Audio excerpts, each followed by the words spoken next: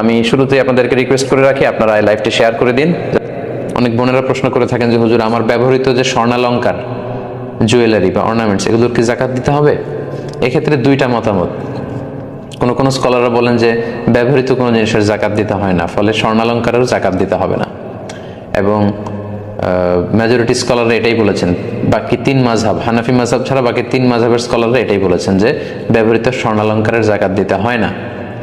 কিন্তু আল ইমাম আল আযম আবু হানিফা আলাইহি রাহমা, একমাত্র ওনার মত হচ্ছে যে ব্যবহৃত স্বর্ণালঙ্কারের জাকাত দিতে হবে। তো এই মাসআলার ক্ষেত্রে ইমাম আবু হানিফার মতটাই হচ্ছে রাজিহ কওল, এটার উপরই ফতোয়া, এবং এটাই খুব ভ্যালিড। কারণ স্বর্ণ এবং রৌপ্য এটা অন্যান্য ব্যবহৃত জিনিসের মতো নয়, এটা substitute of money, paper money, cash টাকার মতোই। এটাকে বাঙালি স্বর্ণরৌপ্য দোকানে নিয়ে গেলে টাকা পাওয়া যায়, এটার মূল্য কমে না খুব একটা। সো আমার প্রিয় বোনেরা, যারা আপনারা অনেক সময় জিজ্ঞেস করেন যে ব্যবহৃত স্বর্ণালঙ্কারের জাকাত দিতে হবে কিনা, জি দিতে হবে।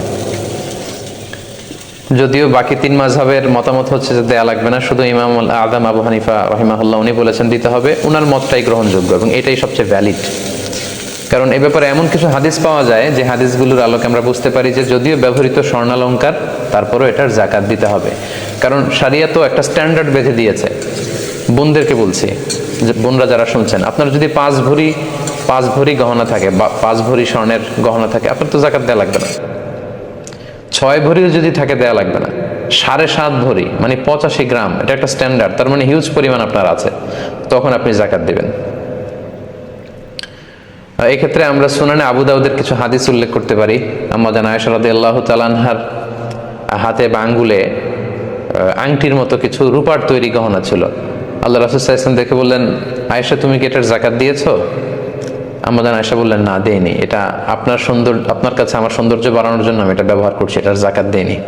আল্লাহ রাসূল সাল্লাল্লাহু আলাইহি ওয়াসাল্লাম বললেন, হাসবুকি ফিন্নার, তোমাকে জাহান্নামে নিতে এই অলংকারটাই যথেষ্ট, এই রূপার অলংকারটাই। তো তখন কিন্তু আয়েশা রাদিয়াল্লাহু তাআলা আনহা হাতে পড়েছিলেন ওই আংটিটা। তাহলে এই হাদিস থেকে বোঝা যায় যে ব্যবহৃত